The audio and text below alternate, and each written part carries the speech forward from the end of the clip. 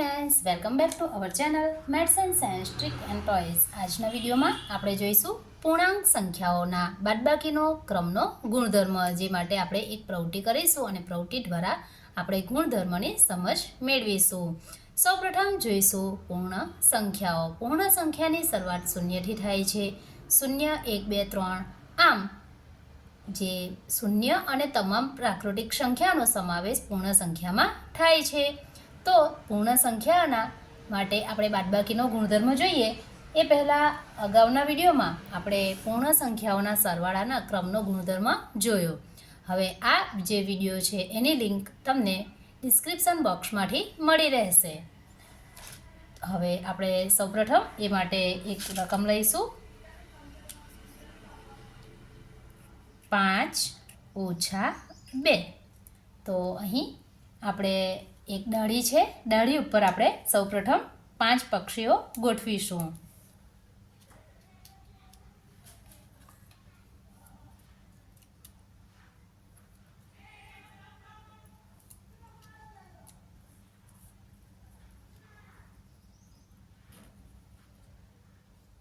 તો અહીં આપણી પાસે કુલ 5 પક્ષીઓ છે. હવે આ 5 પક્ષીઓમાંથી 2 પક્ષીઓ ઉડી જાય છે. તો આપણે 2 પક્ષીઓને આ પ્રકારે ઉઠાવી લઈશું. આ પક્ષીઓ ઉડી ગયા છે. તો હવે આપણી પાસે જવાબમાં રહેશે કુલ 1, 2 ને 3. માટે આપણી પાસે કુલ 3 પક્ષીઓ રહેશે. માટે આપણને અહીં જવાબ મળશે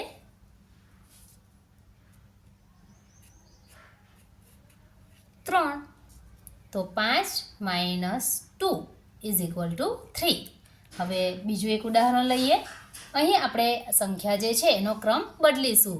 એટલે કે 2 એ બીજા સ્થાન પર છે, જેને આપણે પ્રથમ સ્થાન પર મૂકીશું, અને 5 એ પ્રથમ સ્થાન પર છે, જેને આપણે બીજા સ્થાન પર મૂકીશું. એટલે આપણી રકમ આ પ્રમાણે બનશે 2 - 5. તો સૌપ્રથમ આપણે વૃક્ષની ડાળી ઉપર 2 પક્ષીઓને મૂકીશું. તો અહીં આપણી પાસે આ વૃક્ષની ડાળી પર 2 પક્ષીઓ છે. આ 2 પક્ષીઓમાંથી આપણે કુલ 5 પક્ષીઓને ઉડાડવાના છે. તો અહીં આ પ્રકારે આપણી પાસે 5 પક્ષીઓને આપણે ઉડાડવાના છે. તો હવે વિચારીએ કે શું આ શક્ય છે?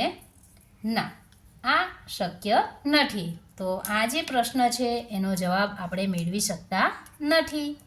અને જો જવાબ મળે તો એ ઋણ સંખ્યા મળશે. માટે અહીં આપણે કહી શકીએ કે 5 - 2 બરાબર નથી 2 - 5. એટલે કે આ 2 સંખ્યાઓનો જ્યારે આપણે ક્રમ બદલી અને બાદબાકી કરીએ, એટલે કે 5 એ પ્રથમ સ્થાનના બદલે બીજા સ્થાન પર, 2 બીજા સ્થાનના બદલે પ્રથમ સ્થાન પર ગોઠવીને જ્યારે આપણે બાદબાકી કરીએ તો બંનેનો જવાબ આપણને સરખો મળતો નથી. તો અહીં આપણે નિયમ આ પ્રમાણે લખી શકીએ: a - b is not equal to b - a, જ્યાં a અને b એ પૂર્ણ સંખ્યાઓ છે.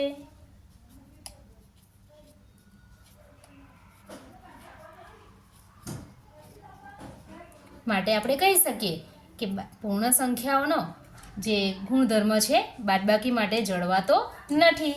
એટલે કે પૂર્ણ સંખ્યાઓના બાદબાકીમાં ક્રમના ગુણધર્મનું પાલન થતું નથી.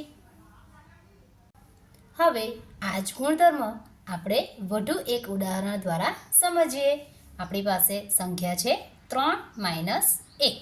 એટલે કે આ જે વૃક્ષની ડાળી છે એના પર કુલ 3 પક્ષીઓ બેઠા છે. હવે એમાંથી એક પક્ષી ઉડી જાય છે, કારણ કે 3 - 1 છે. માટે આપણે અહીં એક પક્ષીને ઉડાડી દઈશું. તો એક પક્ષી ઉડી જાય છે. તો વૃક્ષની ડાળી પર આપણને કેટલા પક્ષી મળે છે? તો વૃક્ષની ડાળી પર આપણને મળે છે 2 પક્ષીઓ. માટે અહીં લખીશું 3 - 1 બરાબર 2. હવે આ તરફ આપણી રકમ છે 1 - 3. તો આપણે સૌપ્રથમ વૃક્ષની ડાળી પર એક પક્ષીને બેસાડીશું. ત્યારબાદ 3 પક્ષીઓ ઉડી જાય છે. તો અહીં 1 2 અને 3 પક્ષીઓ ઉડી જાય છે. તો શું આ શક્ય છે? ના, આ શક્ય નથી. કારણ કે અહીં જ્યારે આપણે જો 3 પક્ષીઓને ઉડાડી દઈશું તો આપણને જવાબ ઋણ મળશે. માટે અહીં આપણે જોઈ શકીએ છીએ કે બંને તરફના જવાબ આપણને સમાન મળતા નથી. માટે આપણે કહી શકીએ કે પૂર્ણ સંખ્યાઓના બાદબાકીનો ક્રમનો ગુણધર્મનું પાલન થતું નથી. તો અહીં આપણે આ પ્રમાણે લખી શકીએ 3 - 1 બરાબર નથી 1 - 3. એટલે કે અહીં જ્યારે આપણે 3 એ પ્રથમ છે એને બીજા સ્થાનમાં મૂકીશું, 1 એ બીજા સ્થાનમાં છે જેને આપણે પ્રથમ સ્થાનમાં મૂકીશું અને બાદબાકી કરીએ ત્યારે આપણને જવાબ સરખો મળતો નથી. એટલે કે અહીં આપણે જોઈ શકીએ છીએ કે અહીં બાદબાકીમાં ક્રમનો ગુણધર્મ જળવાતો નથી. તો એ માટેનું સમીકરણ પણ અથવા તો સૂત્ર પણ આપણું આ પ્રમાણે બનશે a - b બરાબર નથી b - a. માટે આપણે કહી શકીએ કે પૂર્ણ સંખ્યાઓના બાદબાકીમાં ક્રમના ગુણધર્મનું પાલન થતું નથી.